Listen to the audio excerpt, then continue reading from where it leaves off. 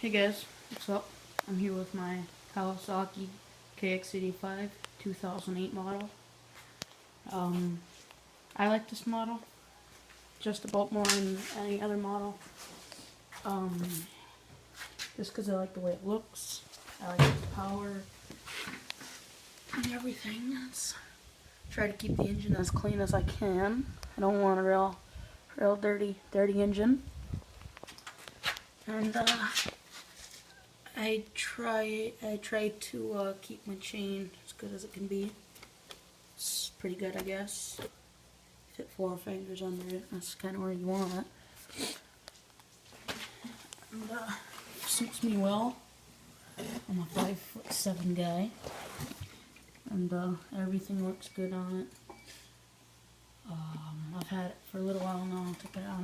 Took on rides and stuff, and it's a fun bike to drive.